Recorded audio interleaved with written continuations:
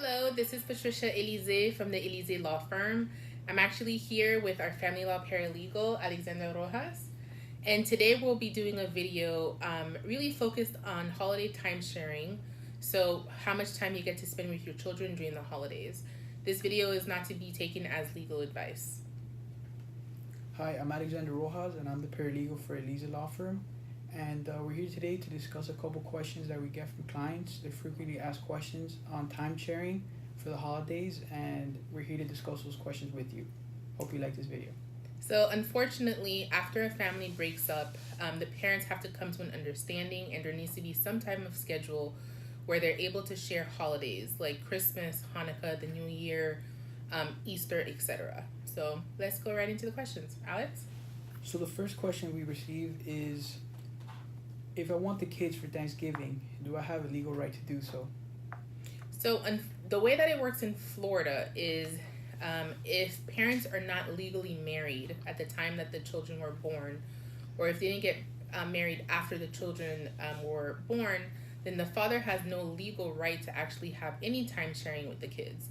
So, what that means is that the mother has ultimate say so, and the mother has ultimate say as to when the children can spend time with the father or not.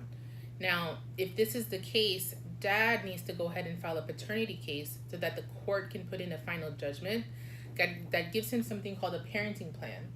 Now, within a parenting plan, it kind of looks like a contract or a detail as to how the kids are going to be raised, and it has a time sharing schedule that's part of the parenting plan that details not only the day-to-day time sharing schedule, meaning where the kid's going to be and with whom and when, but it also specifies a holiday time schedule.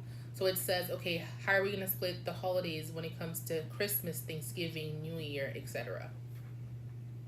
Interesting. And so here's another question that we received from the clients. Can a holiday be alternated with the child every year? Like this year I have Thanksgiving, and then next year the mother has Thanksgiving? How does that work? Sure. So that's actually very typical. When it comes to a holiday time sharing schedule, what will happen is you will list all of the holidays that are very important to you to both parents. So holidays like Thanksgiving, New Year, Christmas, 4th of July, etc., Easter, you'll try to rotate them and share them 50-50. So let's say one year one parent has Thanksgiving and Christmas, and next year it rotates. Awesome. So here's the third question we received. Mhm. Can a holiday be celebrated twice? If she wants to celebrate Christmas on the 25th and I want to celebrate Christmas on the 20th, is that possible? That's actually a really good question because let's say one year you don't have your children during Christmas Day or the 24th Christmas Eve, but you still want to have that experience of celebrating Christmas with them. You're definitely able to do that on whatever day you'd like as long as it's a day where you are scheduled to have the child. So if you want to celebrate Christmas on the 20th instead of the 25th, just so that you have that experience with your kids, you're definitely able to do that. And can a holiday be assigned to a fixed time of year? So when it comes to having the same holiday every single year, Yes. If I want to celebrate Thanksgiving every single year or Christmas every single year. yes, that's definitely doable. And I've seen that done, for example, where one holiday is not really that important to one parent. So let's say that mom does not celebrate Thanksgiving at all, but she really wants to celebrate Christmas. And dad, it's really important to have Thanksgiving and not Christmas. So they can come to an understanding that every single year, one would have Thanksgiving and the other would have Christmas just because it works best for that family. Another question is, if I have an assigned holiday, hmm can the mother take the child away from me if the child agrees with going with the mother? So unfortunately, fortunately or unfortunately, it depends on the situation. Whatever is stated in the time sharing schedule that's part of the court order is what should be followed. Now, the child's preference here is not what we're focusing on. We're focusing on what's in the best interest of the child. The child is a child. The child doesn't really have a say as to what they would like when it comes to the time sharing schedule. Of course, the court's going to be a little bit more flexible when the kids are teenagers and they're able to better understand or have an idea of what they would like for themselves. But if we're talking about a toddler or a child in middle school, it's whatever the court ordered Whatever the parents have agreed on is what should be followed, not the child's preference. So what would happen if the mother misses the assigned holiday? So let's say that mom misses Christmas and it was her Christmas that year. Yes. Well, if mom and dad don't agree for her to make up that time sharing for Christmas, then that's a Christmas that she's lost. So it's really important that you make plans ahead of time so that you're sure that you don't miss a holiday that you're scheduled to have. And is it better to let the child choose the holidays they want to go with whichever parent? I would say no, just because, again, it's really up to the parents to come up with what's in the best interest of the children. And if the parents are not able to come to an understanding, then the judge will go ahead and make an order for you. You definitely do not want to have your child be able to dictate what they'd like when it comes to a time sharing schedule, because it's up to you as a parent to determine what's in their best interest. The child is a child, they're a minor. They don't really have the capacity up until a certain age to realize what's in their best interest. What the child wants may be considered by a judge if the parents are not going to be able to come to an understanding, but the time sharing schedule is not based on what the child wants. The time sharing schedule, along with everything else that comes with a paternity case or a custody case or anything dealing with children, is what's in the best interest of that child.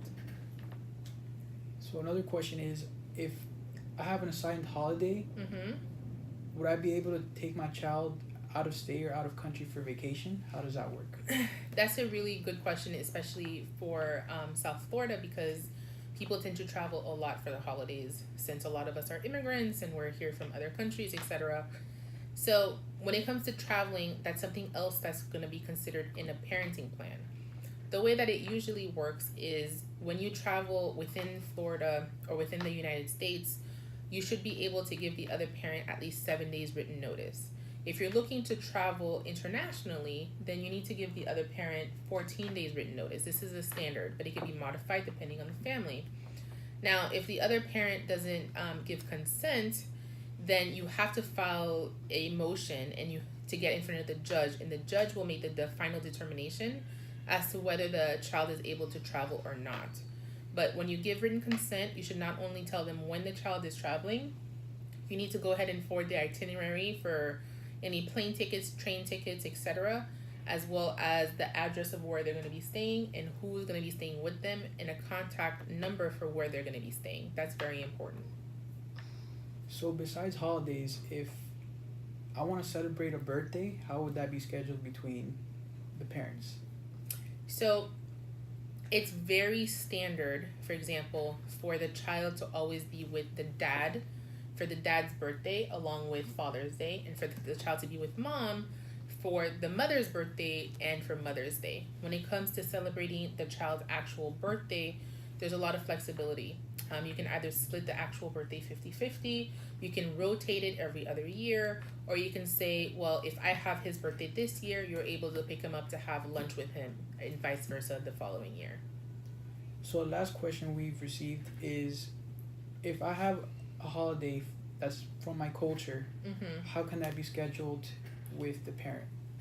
That's a very good question. So when you're negotiating as to what the time sharing schedule should be at mediation, or you are presenting your evidence to the judge so that the judge can make the final decision for you, it's important to share and to say, listen, I'm from X country, and according to my culture, this specific holiday is very important to me and my family.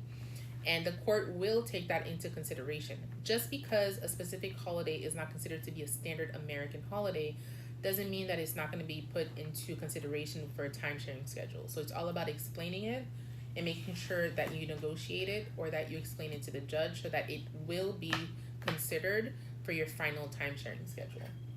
Perfect. So we just reviewed the 10 frequently asked questions from time sharing for parents, and hope you liked this video. Well, thank you for tuning in. My name again is Patricia Elize from the Elize Law Firm, and I'm here with our family law paralegal Alex Rojas. And give us a call if you have any questions concerning holiday time sharing for Thanksgiving, Christmas, New Year at 305-371-8846. 305-371-8846. We're looking forward to hearing from you and helping you and your family. Thank Thank you. you.